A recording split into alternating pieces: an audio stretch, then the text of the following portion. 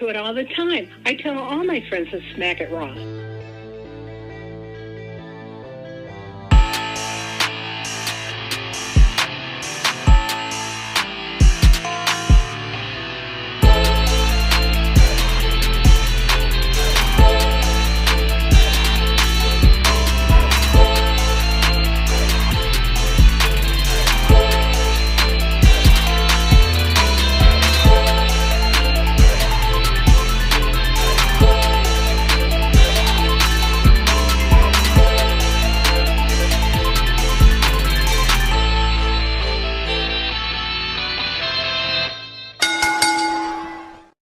Following podcast contains mature content. The views and opinions expressed by the host are not necessarily those of the host. Listener discretion is advised. Ladies and gentlemen, welcome to the Smackin' Raw podcast. I am your host, the patron saint of podcasting, the Warden Matt Ritter, and I am here with my co-host this evening. He is Vicente Alejandro Delgado Estrada, the deadbeat poppy. What else do we got here? Our friend Steve, or Stefano. Stefano, I like Stefano. From the Get Show podcast, from Wallet Media, from all of the places Smackin' Raw. He is back. He missed us last week. We missed you guys. Yes, I went to the lake and I hosted Evolution Watch Party, so it prevented me from performing my weekly podcasting duties. But I'm glad to be here, and I'm glad to be the substitute Katie. Katie is off for birthday celebrations because her birthday is Tuesday or Wednesday. Wednesday? Feliz Tuesday. cumpleaños, Katie. Tuesday. We're gonna do a little party for her. We're a little purge party tomorrow on getting off. Wish her a happy birthday. But, should be fun. You know, if Allison, I don't believe this is too many wieners for you, but if it is, you're more than welcome to come and offset the count a little bit. You did not just say that. I mean, two's really not that many.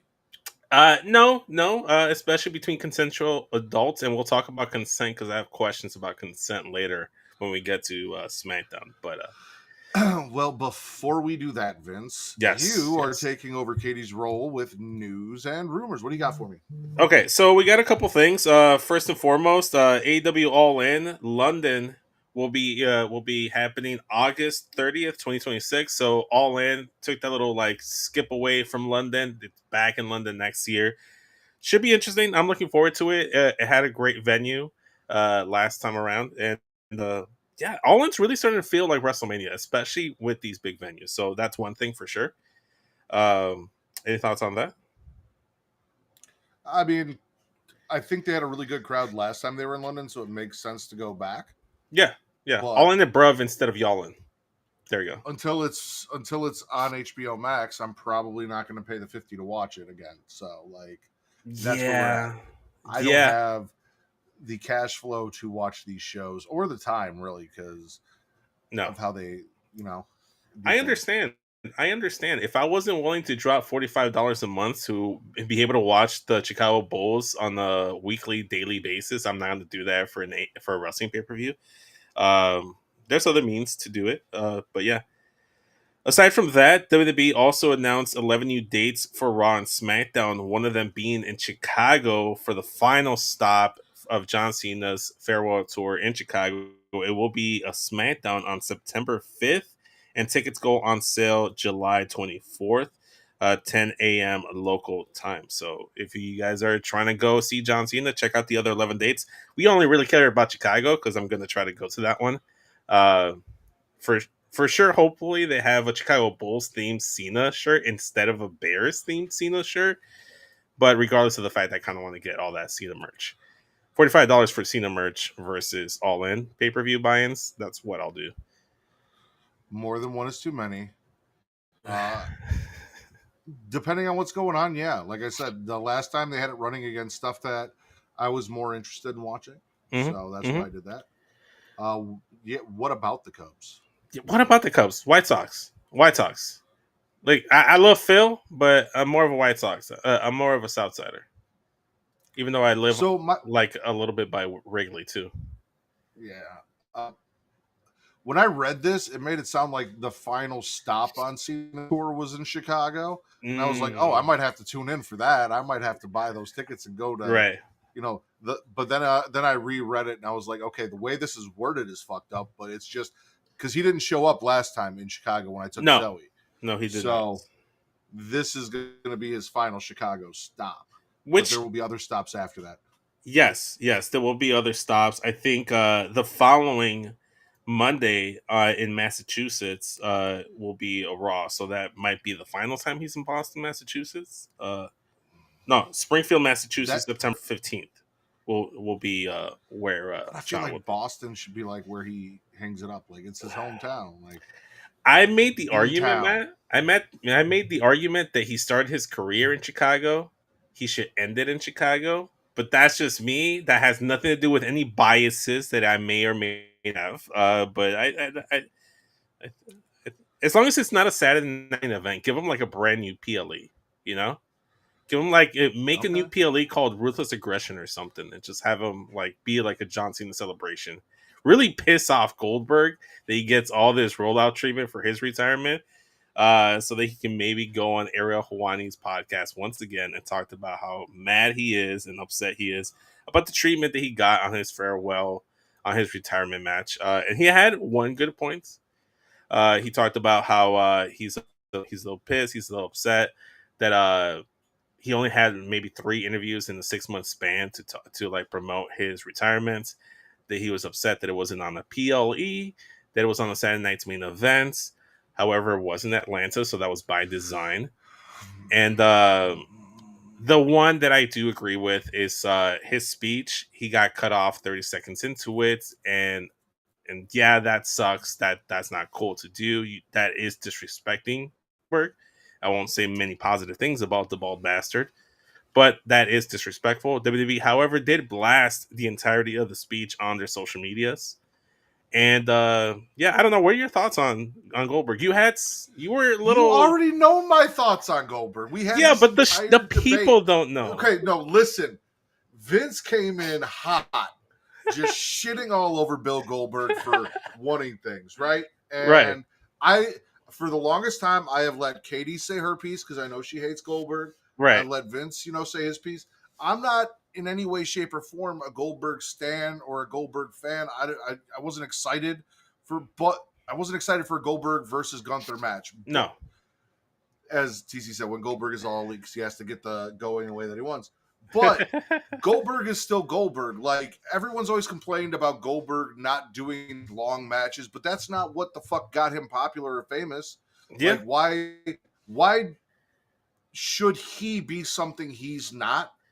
And then when he tries to be something he's not, and he adds to these new moves and he tries to wrestle longer matches, everyone shits on him anyway. Like, he was popular because he was a bulldozer. He went in, he, maybe hit a kick but it was a spear jackhammer win. There's a gorilla press slam here or there. And that was who Goldberg was. And we saw the reaction that he was getting leading up to his match with Gunther. Yeah. We saw the reaction that he got. Deserved. Because that was your big argument, was he didn't earn or deserve any of this stuff. And merch sales, ticket sales, legacy, whether you like the guy or not, he earned it and deserved it, in my opinion. I don't think he deserved a title match as this retirement match. I think they still could have done Gunther. He didn't win, so what does that matter? Like, why does it matter if it's a title match or not? If it was the guy, then Gunther was the guy. I don't know why he wanted Gunther. I know you were like, well, Angle didn't get what he wanted, and that's fair, but that's a WWE Kurt Angle issue. That's not between us. No. So my whole argument was, hey, you got more than most. What you got was very well, still done. Yeah, like to nitpick everything you got, it's kind of messed up when you got more than what. Have you not learned anything in 2025 from everything that's going on? He is a rich white guy who is unhappy, didn't get more. Listen, I've said this before. There's no bigger Bill Goldberg mark than Bill Goldberg. So it doesn't surprise. None of this surprises me, but it's just like other people. I'm over here agreeing with like Sam Roberts and Peter Rosenberg talking about this. Bret Hart should have been the ref. Oh yeah, and then shout out Allison. He broke Lil Nature's ribs too. Shout out. But look, it is. I think the only thing is that him getting cut off on his speech at the end. Disrespectful, yes. He also already had a retirement speech at the Hall of Fame. So like he did, and then he had a retirement speech after he lost to Brock. That should have been his retirement match. I don't like, bro. Like,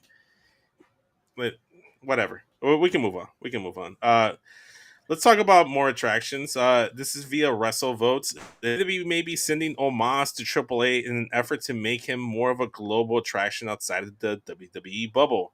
The exact tweet reads, WWE Creative has discussed sending Omos to AAA for a run similar to his brief Noah stint this past winter. Per sources, the idea is to further establish him as a true special attraction outside the WWE bubble. I'd be down for that. A very tall black man with a bunch of short little Mexicans, and I'm not talking about the minis. He's gonna dominate. Goldberg's send-off was great. He ruined how good it was. Yeah, I mean, I enjoyed it. I mean, you're here. I hear you. Yeah. There you go. It's back now, right?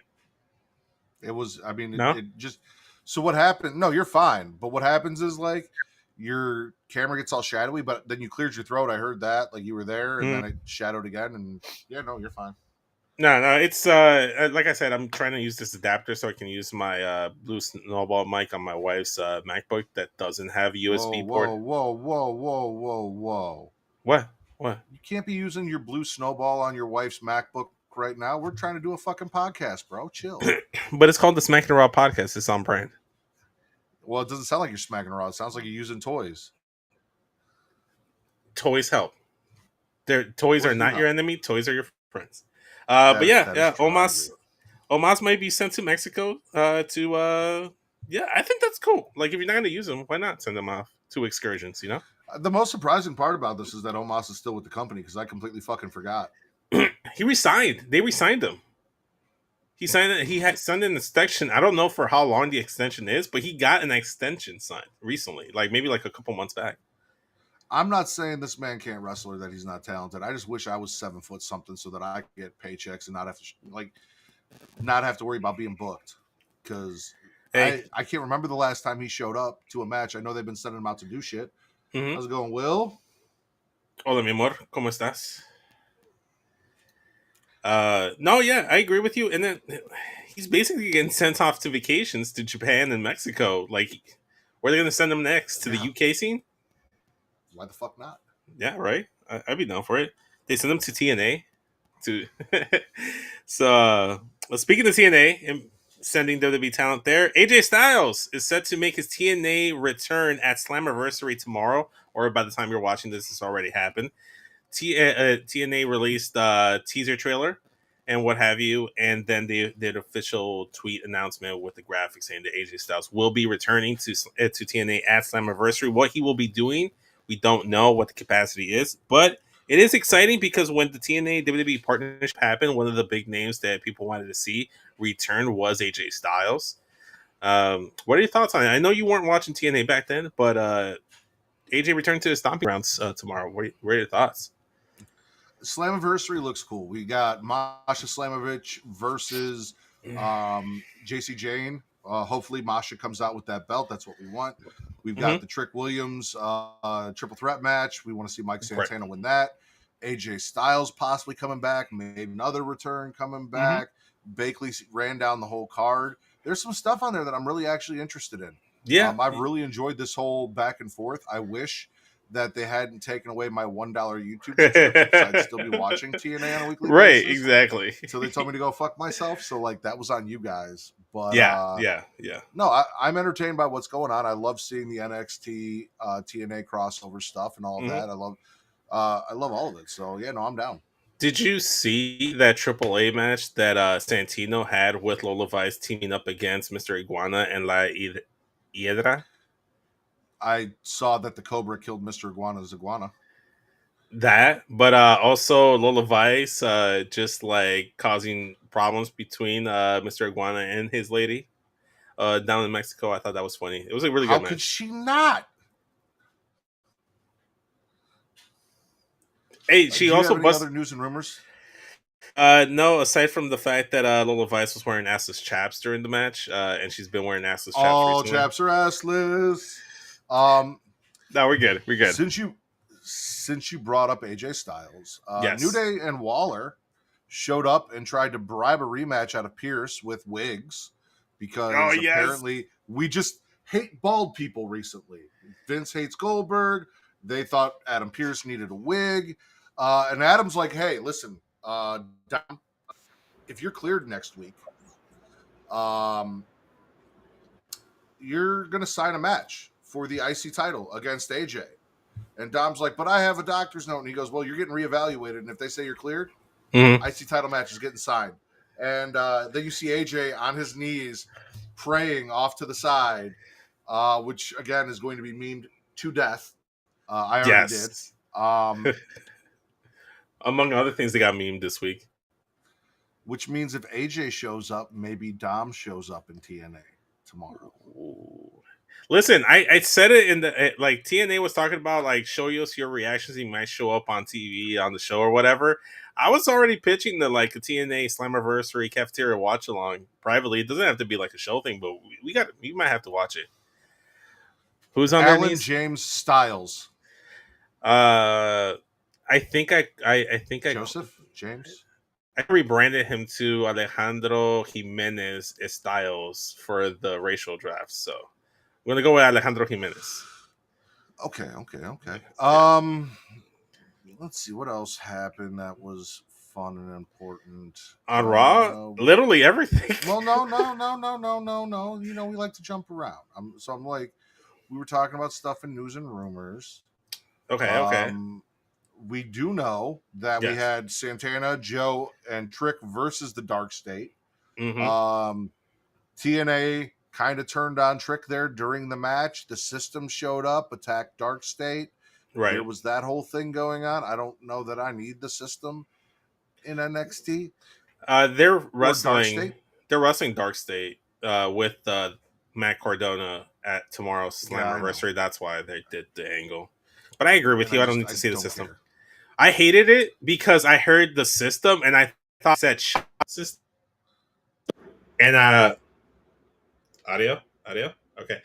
Yeah. I thought I thought Undisputed Era was showing up. I thought Adam Cole in a retirement injury angle was just so he can make his way back down to NXT. I got excited and then they got pissed. So fuck the System. We also saw Fatal Attraction come out, and JC sounds like she choked on a dick. While she's not so subtly insults her friends before claiming she's going to beat Masha Slamovich. Masha shows up, says she will be the first to hold that belt from TNA.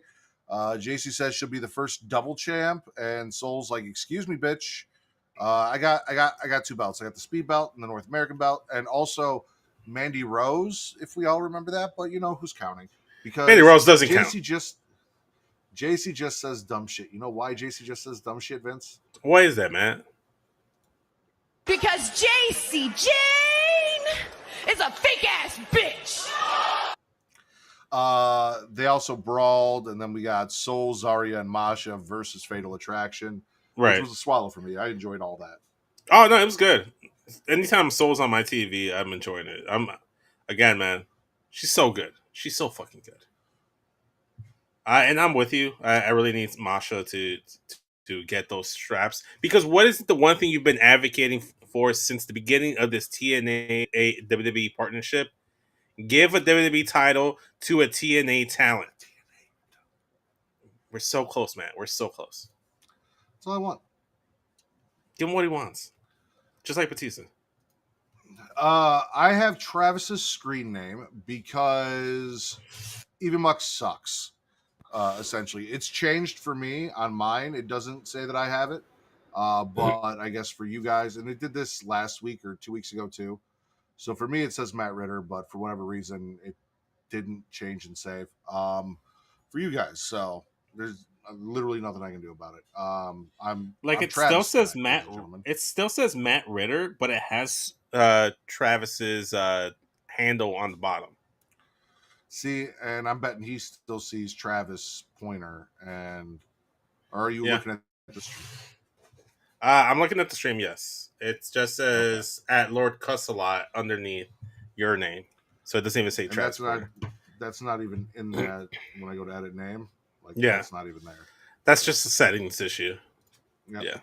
Yeah. But we might not be here for much longer. We might be going back to StreamYard. That's to be determined. So listen, man. I know all about leaving an environment to go to a more welcoming environment, going back to your home. So yeah, man. Sometimes it's the move. I mean, I don't know if this actually counts as that, but we had Callie. We were supposed to have Callie Armstrong versus Carmen Petrovich, but Jordan Grace showed up and said, "Fuck this shit." She broke the matchup and broke Carmen. Then she called out Blake. Blake wasn't there. However, we did get the video package playing where Blake's like, "I despise everything about Jordan. My debut is next week. She can come and sit ringside and watch it." And then Jordan takes out Stone, and also gets in Ava's face after knocking out some security guards. I'm with it. She needs. I like the intensity that she's bringing. Give her back her old theme song though. I can't believe we didn't. Like, I get that we've seen Jordan versus Masha. They probably don't want to go that route, especially fingers crossed Masha takes the belt. But like, I can't believe this is now the second time she's been in that position. We haven't belted her. Listen, I hear everybody making the case that maybe they didn't knew that Stephanie Vaquero was getting called up, but no, they did the angle where JC Jane slapped Stephanie Vaquero to set up the match on NXT for the title, where JC beat Stephanie. You should have just had Jordan Grace beat Stephanie Vaquero. I don't know if why they're so reluctant to just put the strap on her. She's literally their biggest star right now in that women's division. I get trying to build the Lacey Jane, but I feel like it might be coming at the cost of Jordan Grace. We'll see. You know who the biggest star in AEW is? Who? The whore we all adore, the slut we can't rebut, the bitch we want to itch, the trollop we cannot wallop, the champ that is still, or the tramp that is still the champ, one Toni Storm.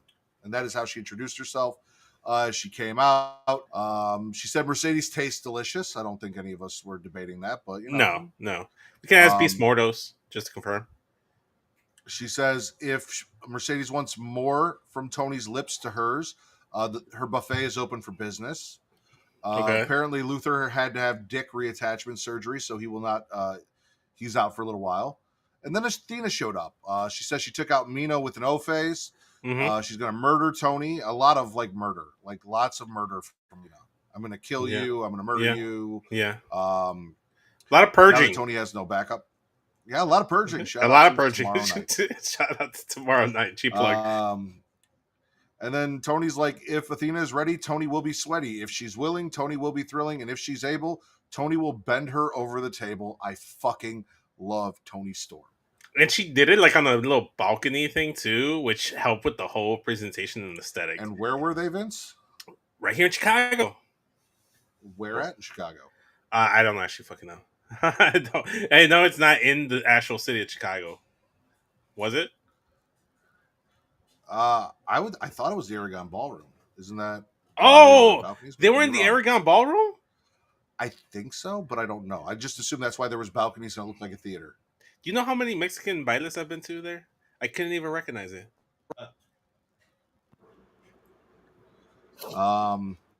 Where was Dynamite? What was that? 7. Today's the 19th, so that was the 16th. 16, 7, 16. Yeah, 20. the day after Justin's birthday. Byline Bank Aragon Ballroom in Chicago, Illinois. I was correct. Oh, okay. So they actually were in the knee deep of Chicago. They weren't actually false advertising like WWE. Or they were balls deep in Chicago. Oh yeah, I probably could have busted there if I wanted to. Parking situation isn't the best. And they weren't. I mean, Tony and Athena weren't the only ones there. Because let's be honest. We'll get to Raw. The first 60% of Raw was all fucking women. No, the majority of the show, 90% of the show. Listen, much. there was only one male match, and it was the main event gauntlet match, and that was it. The best stuff in AEW, in my opinion, is the women, including Tekla versus Queen Aminata versus Chris Statlander versus Willow. Sky Blue showed up in her hometown, caused a distraction. Julia spit directly in Queen Aminata's eye, giving Thekla the win. Okay. I know Katie's not really feeling Spider Lady, which is fair, but I enjoyed the Fatal 4-Way match. I'm going to swallow this just like I swallowed Toni Storm. Yeah. We got to see Sky Blue. Yeah, it's always a swallow when we get to see Chicago's own Sky Blue. I haven't seen enough of a Spider Lady. I can't say her name just yet. It'll take me a minute. What'd you say? Tekla? Tekla. Oh, okay. So it's like teclado, but just tecla. Okay. I think I can get it. It sounds Spanish, so I might be able to get it. Yeah, I'll swallow with you, man. Did I watch it? No, but I'll swallow. Also, apparently, she won $100,000 for winning that match. That was a Fatal 4-Way for $100,000. Pay bonus is always good motivation instead of a pizza party. Is that what you get at work? Is a pizza party instead of a bonus? I mean, imagine if this match was for a pizza party instead of a bonus. That's what I work for. Give me a bonus. I don't want a pizza party. No holiday party. Come on. We also had a Tiffany and Jade package, even though we didn't see them on SmackDown. I like their packages, 100%. They were really good. Jade's got a great package, 100%. So does Tiffany. They're getting me into the match. They're very similar in terms of like physique and aesthetic, so I like it. I'm looking forward to it. Now I'm a little confused as to who will actually win this match, considering that Naomi is no longer variable with Money in the Bank. So I think it's more 50-50 than people might actually think. Max to get down from their place. You know what I was not a fan of though? What? Charlotte and Alexa are not friends, but they're still a thing. They're coworkers. They're acquaintances by convenience or whatever the fuck they call themselves. So Charlotte got her and Alexa a tag title match at SummerSlam because Charlotte, finishes stuff that she started, says they're not friends, but then she's like, hey, Alexa, will you come down and be in my corner? And Alexa's like, let me quote you. Do I look like a cheerleader? And Charlotte's like, actually, yeah. And Alexa had pom-poms and everything. Yeah. And came down and cheered her on and helped her get the win over Spanish Rachel. Yeah, next week we're going to get a follow-up match. We're going to have Alexa versus Roxanne. So they're going to do that. Listen, I like that's the match I want to see. Yes. Yeah, two 5-foot Fury women. They're both crazy. Yeah, give me all of that. One's the scary Latina, the other one's spooky. It should be a fun time. I'm going to swallow it. Wait, go ahead. No. Ask your question first. I need to know what is up with you and Spanish Rachel. So it's just like we talked about it with my sister. It's like her with Roxanne. The aesthetic just kind of fits there. It's like it's like they're cousins. It's like we all as Latinos have that cousin we don't really like, but when we're around them and the rest of the family, I'm like, all right, you're cool for now. You're still not one of us. You're not getting invited to the, like, if I have a wedding, you might not get invited, but because you're here, you're cool. I think it's just mostly that. She's just a little bit more loose. She's becoming closer to the Raquel Rodriguez that she was down in NXT. Or I forgot what her name was in NXT. I can't recall. But it's just more of that. Gonzalez? Raquel Gonzalez, yeah. She's getting closer to Raquel Gonzalez than she's been Raquel Rodriguez. Actually, if you remember correctly, it was originally Reina Gonzalez. Reina Gonzalez in the Mae Young Classic. Then when she came to NXT and became a regular fixture, she got Raquel Gonzalez. And we like Giant Gonzalez a little bit more than we do Spanish Rachel. So I think it's that. She's bringing out a little bit of her Giant Gonzalez. And Roxanne's helping her. I think that's all it is, but I'm going to swallow the whole dynamic between Charlotte and Alexa. I like them being the title match at SummerSlam because it's two high-profile names for Judgment Day to take on. I really, really hope Judgment Day does not lose the titles, considering I know you do. I know, but they just got the titles, and I could feasibly see Alexa and Charlotte getting those titles, especially right now since Charlotte's actually getting cheered by the fan base, by the live crowd. So it may be the move. I won't be mad either way. Even if I'm stuck with Charlotte and Alexa's tag team champions, Yeah. I just want Judgment Day to go the fuck away. Do you know what Raquel Rodriguez's actual name is? No. Victoria Gonzalez. Shoot name. Oh. Okay. She is from La Feria, Texas. Yeah. And she's no longer with Braun Strowman, so she gets a little bit more brownie points because of that. Oh, because she's not with the white guy? Yeah. It's fucked up, Vince. Hispanic women love me. You're not those type of white people, man. We've talked about this. We also got the announcement that we're going to get Rhea versus IYO versus Naomi at SummerSlam in a triple threat match. Yes, please. Question. Do you agree with Reek that this lazy booking because they're just doing the WrestleMania triple threat all over again? They're just swapping out Bianca for Naomi. I don't think so, personally. Yeah, I think I don't agree with Reek that it's lazy booking. I like it. I think it's perfect. Shout out to Naomi. She fucking popped me because when IYO's come now and she's saying her piece, she's like, I don't know, I didn't understand anything you just said, but I'll beat you and I'll beat her and stuff like that. But like that little line, like Naomi is so good. She opened up Raw. It was fantastic. I'm swallowing that. I'm looking forward to that. And Naomi better be retaining at SummerSlam again. So here's my thing. We all remember the infamous WrestleMania triple threat match that was Shawn Michaels versus Triple H versus He Who Shall Not Be Named. Yeah. Correct. Yeah. Shawn Michaels and Triple H were two of the top guys, if not the two top guys on the roster. We ran variations of that match back repeatedly because they're the two top guys.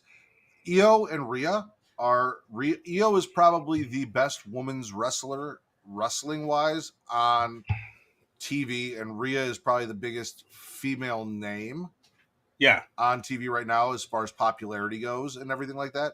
So that would be like having The Rock and Stone Cold and having, let's say, Triple H as champion and not running a triple threat with them, or not doing that when the opportunity's there. Yeah. Fretzelmania says, yo, folks, in bed, have a good stream. We're glad that you're in bed with us, man. I prefer you in bed with us. Thank you. As do I. I agree, man. I'm with you. It's kind of like just doing the triple threat. Like I see, kind of like if you put Kurt Angle in there with Rock and Austin. You know, fucking do it, man. It's cool. Like there's reason for both women to be included in the match. Rhea and IYO did not get a conclusion finish. They didn't a decisive finish, so they didn't get to finish their match. So let them finish now. That's my point. To be fair, though, it is Money in the Bank, so I'd say IYO has more of a claim than Rhea does, but it's fucking Rhea Ripley. So yeah. We already talked about Spanish Rachel, and we talked about Roxanne Perez. They faced the Kabuki Warriors. Bukaki Warriors. Finn sends Dom ringside with Roxanne and Spanish Rachel to kind of like, hey, go keep an eye out there and help them out, which he does. He saves the day. Judgment Day gets the win. They retain their titles on Raw. Yeah. Does his job. Mm-hmm. How long before we see Dom fucking Roxanne and then Liv coming back? Oh, I need Roxanne to lift up Dom's leg on the couch just like Liv did to him and have Liv walk in. Who knows? We're assuming it's going to cause tension. Liv might walk in and be like, you know what? Menage a trois. Or, because we know Liv Morgan, she might come in and she might leave Dom for Roxanne, which is what I'm rooting for. Yes. I've been saying that I want Roxanne and Liv together. That might be the movement. I think that might be the best move forward, honestly. Sorry, my cat's over here just being extra crazy. You start talking about lesbians and your pussy gets wild. It usually happens that way. That's usually how it goes. Yeah. We had a 2 out of 3 falls match between Bayley and Lyra for the number 1 contendership. And I don't know how you feel because I know you're a Bayley guy, but Lyra Valkyria pulled out the win. Becky came out after, dressed in red and yellow, embracing the Becky Hogan stuff, which I love that. So yeah. you know. Fucking Becky, and then she wasn't. Man, I fucking love Becky. No, I'm gonna swallow this as well. Because they had a fantastic match. 2 out of 3. The first opener match for the show, I think, after they did the whole segment with Naomi, Rhea, and Io. Fucking fantastic. I love Bayley. She should have something to do. I hope there's something to do. It could lead to a Bayley heel turn, and maybe this is going to turn into a pivot where it's Lyra versus Bayley for the title down the line, or maybe later on Bayley gets a crack at Becky. But I think Lyra has really been stepping up, and I don't think Bayley has any issue with giving that rub to Lyra Valkyria. She's been getting to that next level, and I think both Bayley and Becky have helped. This is all great stuff. All swallows, man. Okay. Back to SmackDown, we had Stephanie Bakir versus Alba Fire. It was a short match, which kind of pissed me off because it felt like, what are we doing here? Like, these two women could go. Let's let them have some time and put on a show. Exactly. Piper jumps Stephanie. Stephanie ends up taking her off the top rope before she can crush her and sends her out to ringside next to Alba. Yeah. Stephanie got the win, so I'm happy, but also, like, I kind of wish they had more time because those two women could cook together. Like, let's let Alba be great. It's the disappointment that a woman would get when you're having really good sex and the guy comes in the first 2 minutes. It's like, you wish it lasted a little bit longer. My wife was all about that. Oh, man. But, no, I agree with you. I mean, I know the brand split isn't real and drafts are all made up. But, I mean, I can excuse Spanish Rachel and Roxanne being on SmackDown because they're the women's tag team champions. And I've just accepted that the draft only applies to the lower to mid card wrestlers. The draft doesn't apply. The draft does not apply. Adam Pearce was running SmackDown. He was a substitute GM. Nick Aldis was on vacation or was on sick leave. He used a sick day, just like I used a sick day. So, I mean, hey, shout out to Adam Pearce. Why is he a better GM on SmackDown than he is on Raw? I don't think he is, but we'll get there. The last thing for the ladies, and then we'll get into all the penis. We had Chelsea versus Nikki. Divorce drained my bank account, so now I'm back at WWE Bella. Yes. Almost hit the original rack attack, and then she remembered, oh no, I could get paralyzed if I go ahead and do this. Let me stop it and then go back to the rack attack 2.0. Solid. I thought it was solid. I thought it was really good. I enjoyed what we got from Chelsea and Nikki Bella. It was like a messy finish at the end, but most finishes are usually messy, and it happens. It's okay. It's healthy. This is also what set up that match between Alba and Stephanie because Chelsea was backstage talking shit from behind the Secret Hervis Slagents about how she should be going to Paris, not Stephanie. Stephanie comes out after the match, takes them all out after they jump Nikki, after Nikki gets the win in her first singles match in however many fucking years. This is obviously, in my personal opinion, going to lead to either A, Stephanie and Nikki versus Secret Hervis Slagents, or a return of Brie Bella, and then we have the Bellas and Stephanie Bakir versus Chelsea and the Green Regime. So we're going to get one of the two. We're going to get a lot of tag matches at SummerSlam this year. A lot of setups for that. We're going to get a lot of tag matches. Yes. Do we finish Raw? Do we talk about the police? Or do we bang out some of the AEW and Chicago shit? Let's finish off Raw. Just because it kind of correlates, because it does look like that the finish of Raw is going to set up another tag match. So, Gunther, after beating a broken old man at Saturday Night's main event, comes out talking shit and says that tonight 5 guys are going to compete for his amusement. Braun and Paul come out, and Paul says in a variety of ways that Braun is a Steiner and is going to make Gunther his bitch. Because who let the dogs out? I saw that play. He is in the gauntlet match. Beautiful. He is in the gauntlet match. He's starting off the gauntlet match. So first he defeats Penta. God then damn it, he defeats LA Knight. Yeah. Then he defeats Jey Uso with help from his son, Braun's son. Yes. And last but not least, it is Chicago's own CM Punk. CM Punk ends up getting the win despite help from Braun's son, because Jay came out and made the save. Punk and Jay fight off Braun and Braun's son to no avail. Roman then returns for his revenge, like a dungeon dragon. Shout out Nikki. Actually, rough, like a dungeon dragon. That's what it was. Anyway, I always say raw. It changes. It's okay. It's still okay. The Paul Heyman guys run off. The Tribal Chief has returned. Roman is back for his revenge. Yes. Also, all for the match itself, and the result of Roman's return revenge. Like I said, it's setting up another tag match. It looks like Braun and Braun's sons is going to face off against Jey Uso and Roman. If not, it might just be Braun Breaker versus Roman Reigns. Regardless of what we get, I'm very much looking forward to that, because they could easily do the tag match at SummerSlam, and then they can run back Roman versus Braun Breaker and singles match, build that up. You don't have to do it at SummerSlam. But tag match there, CM Punk, number one contender for Gunther at SummerSlam, taking him on for the world title. I'm looking forward to it. Obviously, with the Seth Rollins injury, there's a lot of speculation that it's a work and that he's going to cash in on Punk the minute he wins the championship. If that is the case, I can see why they did the Naomi cash in at Evolution. However, I'm not cynical. I do not want to sit here and believe that they're just trying to work the boys in the back, and they're trying to work the fans and the crowd and everything. I do think Seth is legit injured, and they might have done like an injury angle to write him off, but I don't think it's a work.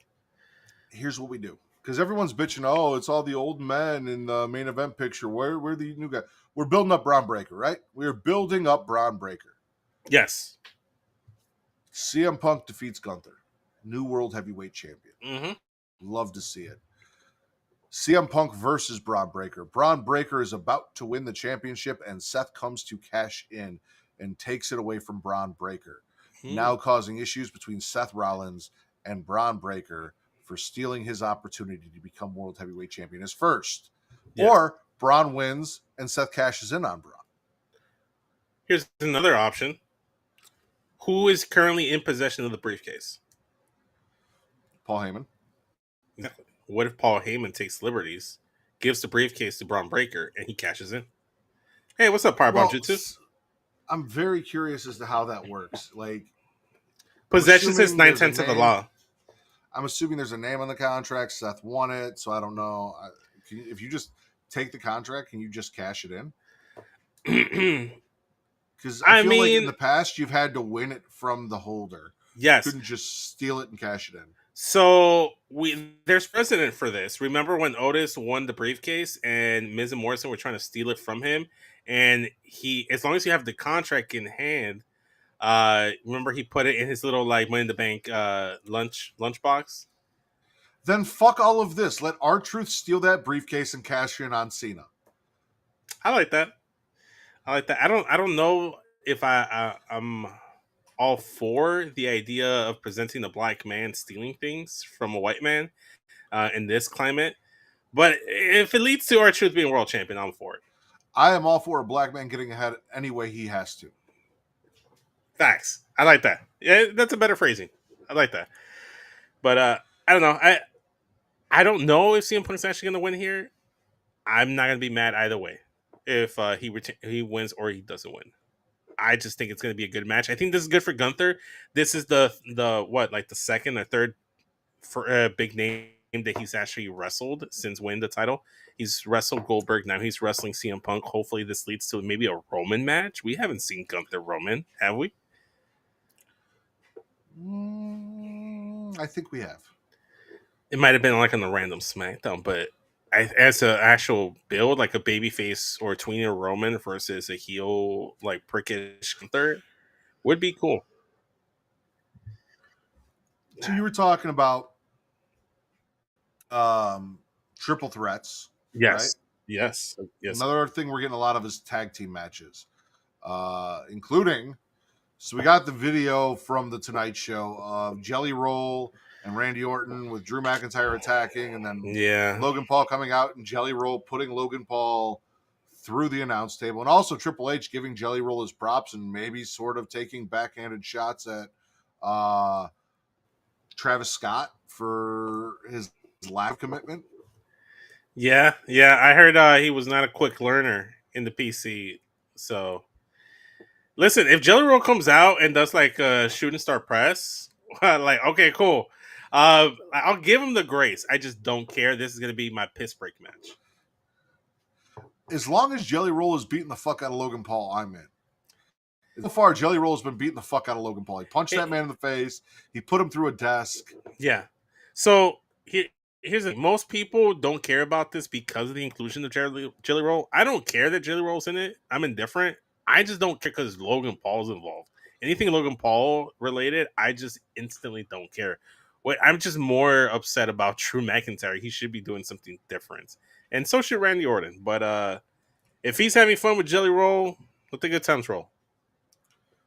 All right. What else did we get?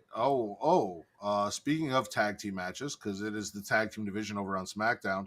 After the only tag team division, DIY talked shit to the Street Profits about how they lost the titles to the Wyatt Six, and the Wyatt Six had their little we're gonna strip the tag team division naked and make them bleed promo. We had DIY versus My Chemical Bromance versus Fraxium versus Andrade and Fenix. Vince, who are the number one contenders? It is Andrade and the Mexican Power Ranger himself, Rey Fenix. A special delivery. Listen, I'm not mad. They're really good. I mean, obviously they were in San Antonio, Texas, so they're really close to the border. So a lot of Mexicans are in the area, so the hometown advantage. Listen, I could not focus and get my mind off of Rey Fenix's fit. Like, he's ready for the Women's Royal Rumble in Saudi Arabia with that fit. Yes, boy! Yes, boy! I miss Pretty Deadly. But there's a lot of tag teams. It's crazy that they have maybe like 5-6 different tag teams on SmackDown, and the winners are the thrown together tag team that have been gelling very well in Andrade and Rey Fenix. At least they're doing something with them, right? At least they're not floundering and catering, you know? So, hey, I Swallow, I wish it was on SummerSlam, but it's going to take place next week. I don't think they're going to win, unfortunately. They're going to sacrifice the Mexicans to the Whites. Probably. So on SmackDown, Vince, we had a little bit of a disturbance right at the beginning. There was a car accident. Tonga Loa was bleeding from the face. So I've been watching because of my one movie a day thing, and I'm in the Fast and the Furious, and today was Fast and Furious with Laz Alonso as Fenix. And Tonga Loa kind of looks like him a little bit. And then there was the car crash, and he was bleeding, and he came out with the gun, and then Tonga Loa was bleeding after the car crash, and it was all just kind of tying in for me there. But there's a police investigation about a multi-vehicle incident involving the MFT. Motherfucking Cody Rhodes walks up in the middle of an interview with Adam Pearce to grab his contract for later. Yeah. The police want to talk to Jacob because he's a person of interest, because profiling. Just let's be honest, profiling. Racially profiling, yes. That cop was a little too eager to cuff him. Solo comes out talking shit about once a criminal, always a criminal, which, Solo, let's not be better. That guy. Be better. Then we see Jimmy chilling backstage as a cop car pulls up, just waiting for Jacob, who got off because they saw the footage. Right. Everything was staged. It was a setup to get Jacob taken out in cuffs. Adam Pearce Then says, since you like to get people put behind bars, let's see how you like being put behind bars. You and Jacob, steel cage match for the U.S. title. They're really setting up SummerSlam fast. I think like 10 matches in, 8 or 10 matches now. And then the cops arrest Solo. After, there's a brawl and Jacob, right, immediately tries to murder Solo after getting out of police custody by putting a chair on his face and going for a hip attack. Right. The Taller Tonga was there doing his thing. The Taller Tonga pops me every time. They put him over. They made him feel like a tough guy. It took 2 super kicks and like flying crossbody to get him to actually be taken down. My favorite thing is Solo. He's so fucking funny, man. He's so unserious. He's like pointing, like, "Oh, they're coming for you. They're coming for you." He's pointing at Jacob when the cops come, and then the cop casually grabs his wrist, and the rest of them say, "Hey, what you doing? What you doing?" And then he's just flailing and stuff. Oh man, Solo's funny. Solo is funny. Solo has been very entertaining. He's kind of come into his own in this role with all the non-family family members, which again, back to Fast and the Furious, where it's all about family, but nobody's blood related except for Dom and his sister. Listen, and Solo, John Cena somehow. I mean, hey, I'm a light-skinned Mexican. There's plenty of those. There was a light-skinned Latino passed by Solo Sikoa as he was getting cuffed. It was like, "Cody, help me out. Cody, help me out." And he just looked at him and walked completely away. Listen, no, I'm not going to make that joke. Never mind. We're going to move on. Okay, but you got to tell me the joke afterwards. I was going to say, just because John Cena's from Beantown doesn't mean he's Hispanic. No, but he has a cousin named Juan Cena that's a mass wrestler, so he might actually be Mexican. We're sick of El Grande Americano, but we're going to acknowledge Juan Cena. There's a difference. Grande Americano feels more like mocking the heritage, and Juan Cena feels more like, hey, I'm embracing and I'm being a parody of myself to be part in this culture. Okay. Yeah. Well, now we're mocking El Grande Americano with a skinny German version of El Grande Americano, but that's neither here nor there. Why do they keep putting white men, is my question, underneath the mask? What, for the exact reason that you said. This is a commentary on America. He's El Grande Americano.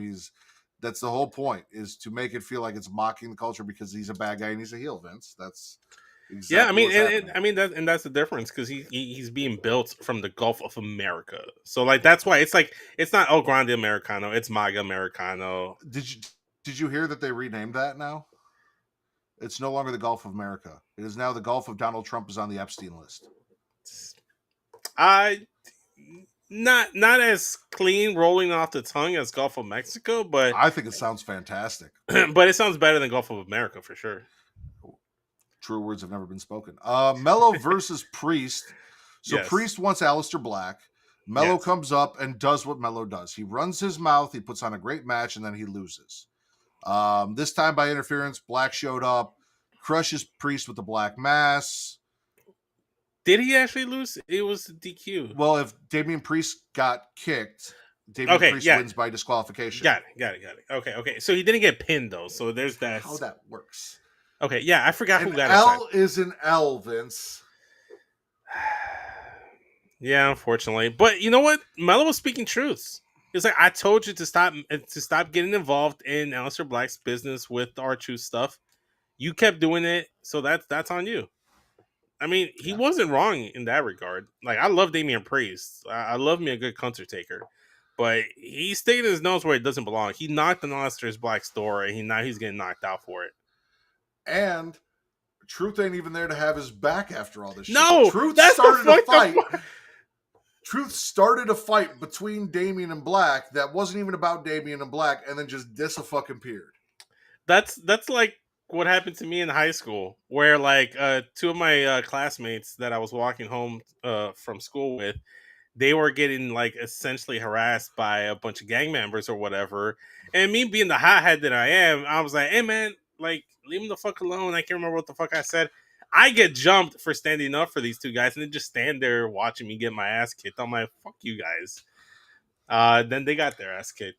But yeah, that's Damian Priest should be mad at R-Truth, just like I should have been mad at the two guys that didn't stand up for me while I was getting my ass jumped. You should have been mad at yourself for opening your fucking mouth. And I was. You know, it's me trying to like stand up for others, you know, but you know, gotta learn who to stand up for.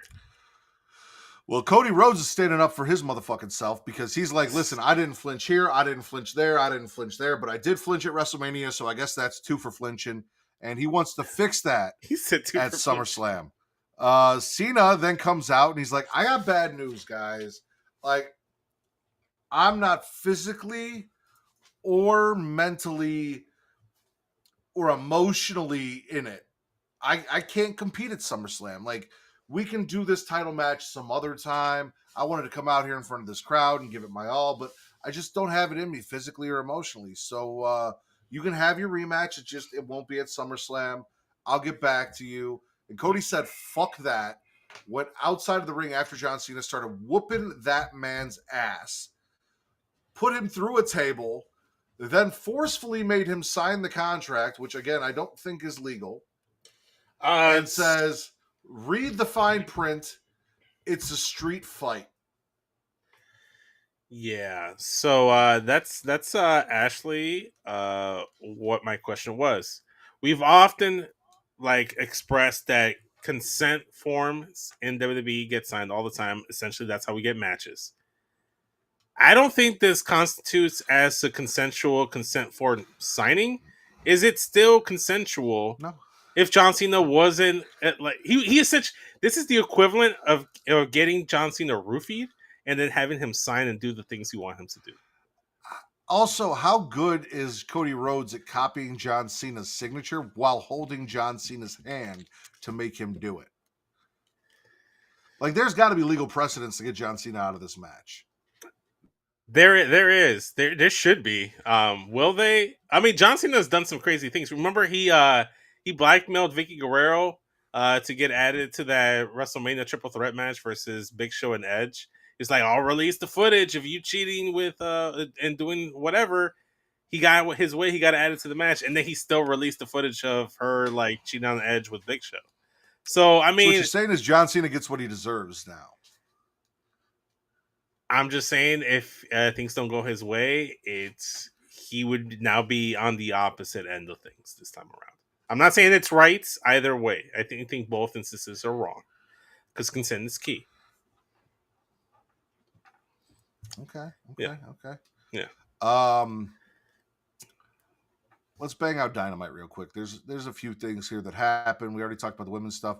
Hangman, your new AEW World Heavyweight Champion, showed up in the ugliest fucking jacket I've ever seen. It's not the first time. To thank the fans and his allies and Swerve and tell us that he is the fucking world champion. Yes. They bleeped it out on Max. I was sad. God damn it. That's it. That's all I got. That assless chaps. Well, no. I'll swallow it. It was a good promo and stuff like that.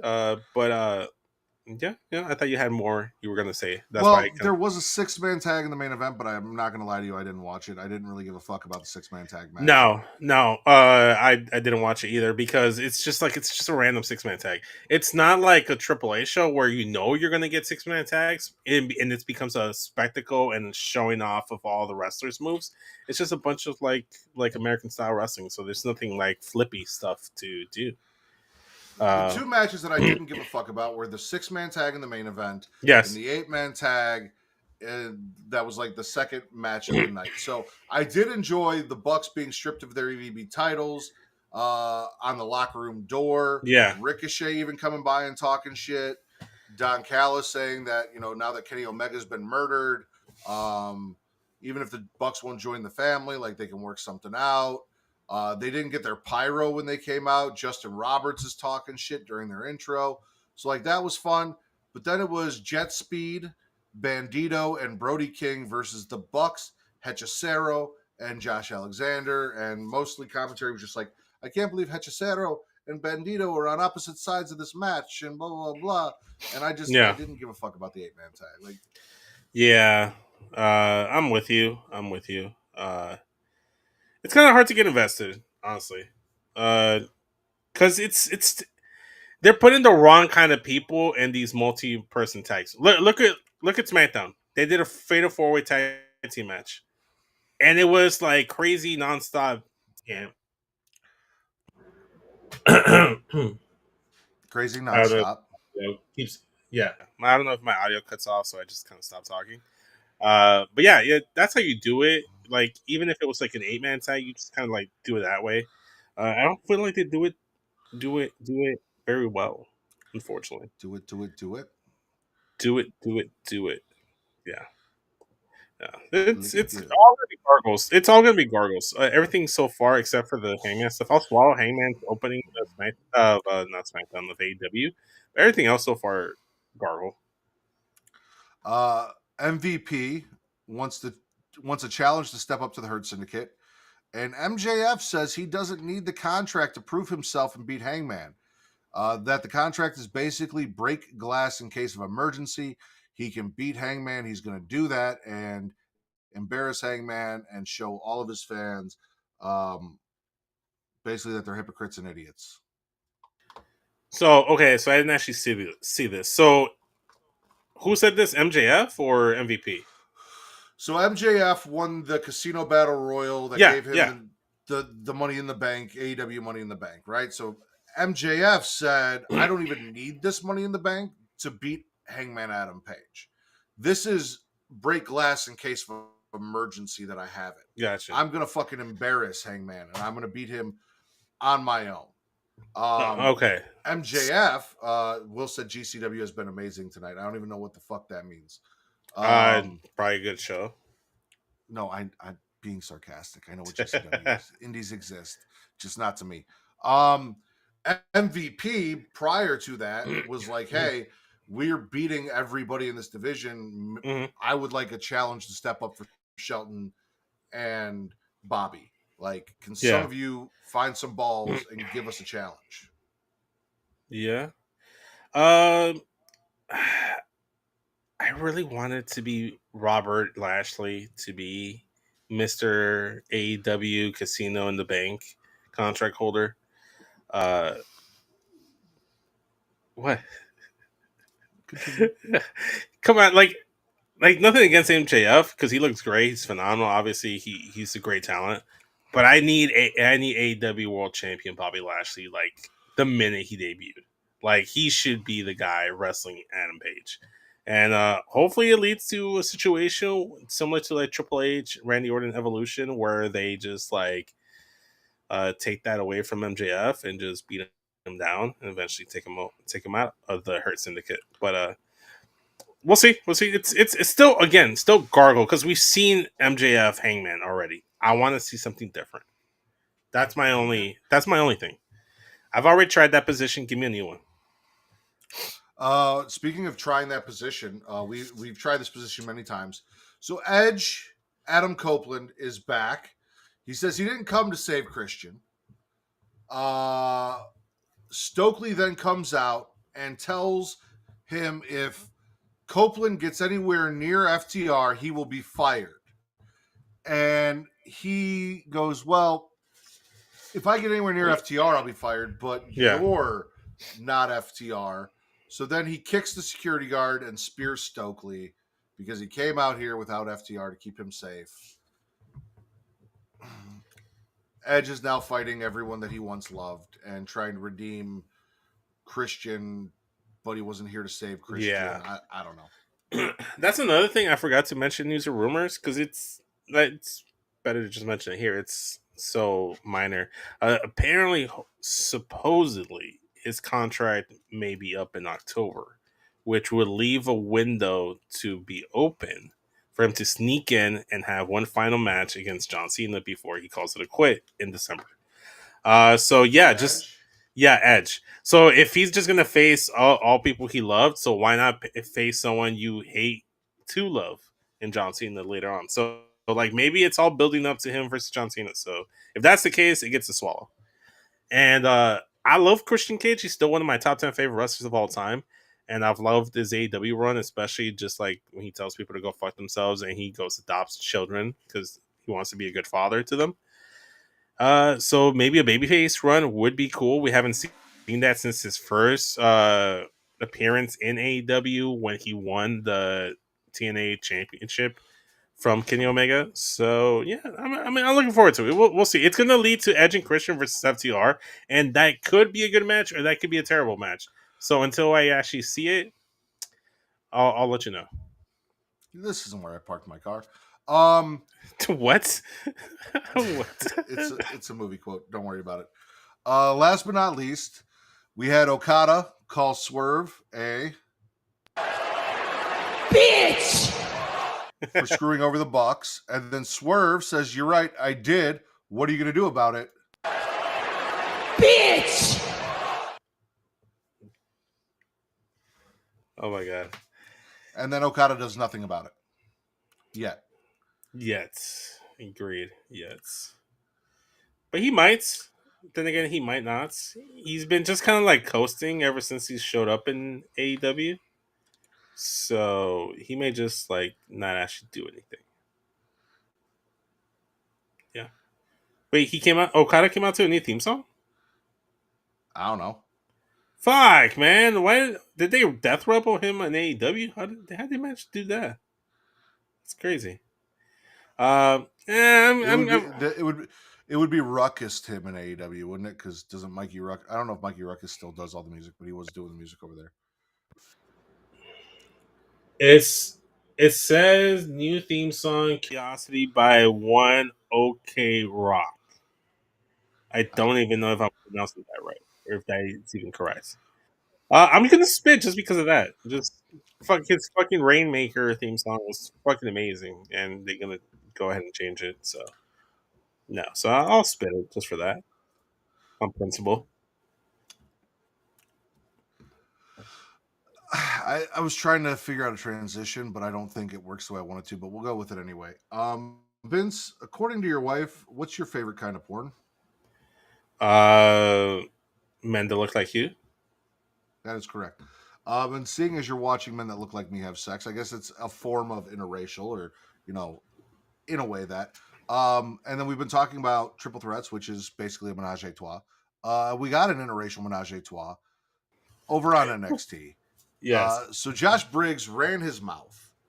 Obafemi comes out pissed off because Josh Briggs ruined his match against Inamura. Briggs says he wants a shot because Inamura can't do what needs to be done, and he will do anything that needs to be done. Inamura's like, bitch, fuck you. Don't speak for me. I will do whatever I need to do. So Briggs is like, all right, well, how about a triple threat match then? And that's what we get. It's going to be Obafemi versus Josh Briggs versus Inamura. A brawl breaks out. The three men fight. People are getting hit. Josh accidentally hits Inamura. Yeah. Or on purpose. Who fucking knows? Shady white people. Oh man, that's not the triple threat I thought you were going to, but yeah, it makes more sense that this is the interracial. No. The triple threat that we're going to is the main event of the show, Vince. Okay, I figured as much. I won't step on toes. You know what? I'll again. It's gonna have to be Gargle because I love Obafemi, but they haven't presented him with an opponent that I've cared about since Trick Williams or the Don. There's no one that I see. There's no one that I've seen him face that I really care about. I need him wrestling guys like Ethan Page, Ricky Saints, the Don. Somebody run back Trick Williams. You need to do something with Obafemi. He's just kind of like treading water. At this point, just call him up to main roster. Have him be on Smackdown. Face for the US or IC title. Or bring someone down to face him because I don't know what they're doing with him. I just don't care. So because of that reason, I'm just going to gargle undecidedly until I decide. So you mentioned a few people that we've cared about Obafemi facing, and I've made it very clear on this show who I think needs to defeat Obafemi for that NXT title. And there was a minute there where I was a little concerned, where I didn't think that we were getting there because this man had kind of taken a back seat in a feud with, shout out to Fast and Furious, the family. The main event of Smackin' Raw is all about family, ladies and gentlemen, because it is a family affair as D'Angelo family triple threat, Stacks versus Tony D'Angelo versus Luca Crucifino. We had a video package that gave us the history of Tony D'Angelo that had me spooked as fuck, because I'm like, if we're doing this, that means Tony's losing and he's on his way out of NXT. Why is this happening? Yeah, they did a good job of that too. We get to the match. Stacks tries to hit Luca with a crowbar during the match. Tony spears that bitch through the wall. Luca ends up getting a spine buster through the announce table. Tony comes in and hits Stacks with the spine buster. 1, 2, 3. No longer a half mass. Fully erect, ladies and gentlemen. 1. Tony D'Angelo. Forget about it. Now, I will say, I'm a little concerned because he left the fedora behind on the ring post. And I don't know what that means. But what I do know is the only man to beat Obafemi one-on-one in NXT is Tony D'Angelo. Yes. Listen, I know where our friends over at Young Kings Wrestling are gonna feel about this, but come on, give me the time. Like, listen, after all he's been put through with this whole family turmoil, I don't think anyone else deserves it more. I don't think anyone struggled more. I don't think anyone's a bigger name in that men's division outside of your world champion than Tony D'Angelo. Maybe Ethan Page, but I think he's going to be in that North American compass sphere for a while. He is the greatest champion in North America, according to him, and I'm inclined to agree. So, did you ever see that interview he did on Chris Van Fleet's live podcast where he made a case that he's him being North American champion is bigger than the NXT championship or the United States championship?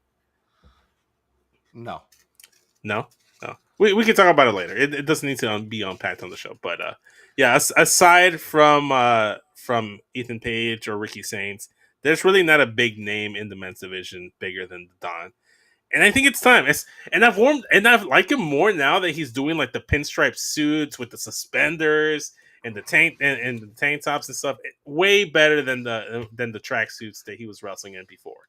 I have had to suffer incessant trolling from one Wreak Havoc about there being a new Don in town, about the Stacks being his Don, the only Don that he acknowledges, blah, blah, blah, blah, blah. Yeah. Tony D'Angelo has defeated Channing Stacks Lorenzo and Luca Crucifino at the same time.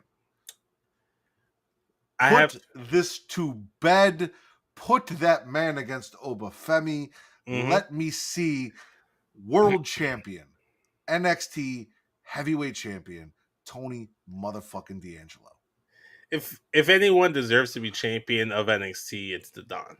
And I'm not just saying that because of Tony D'Angelo. It's the Don of NXT. The champ should be, if you're the Don, you should be the champ at some point in this business transaction that we call wrestling.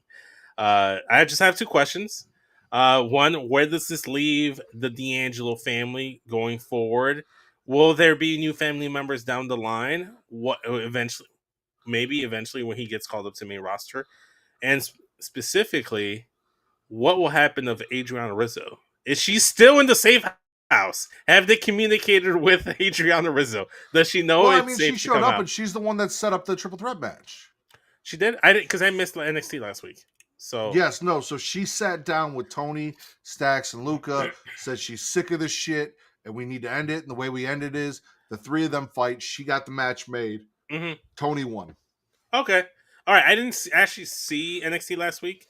So I didn't know the setup. I just knew that the match got set up because you told me. And I'm not going to lie.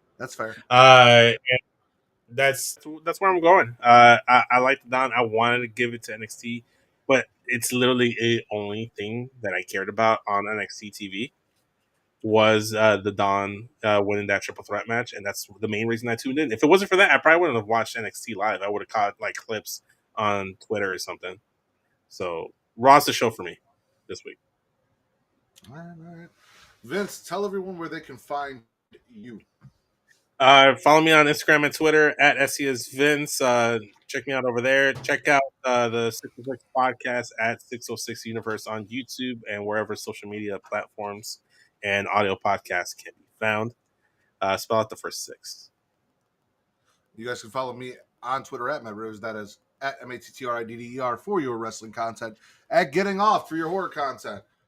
Vince gave us a little cheap plug. Tomorrow night, 9 p.m. Central, 10 p.m. Eastern. Me, Katie, possibly Reek. Maybe Will. Who knows? I know he said he wasn't going to have time to get caught up, but there are ways to get caught up. We'll be covering the entire Purge franchise on Getting Off tomorrow. So come join us for a franchise review of The Purge. You guys can also follow me on TikTok, Threads, and Blue Sky at Smackin Raw. Did you want to say something, Vince? No. Okay. No. Well, for SCS Vince, I am the patron saint of podcasting, Award Matt Ritter, and this has been Smackin Raw. Bye-bye, bitch.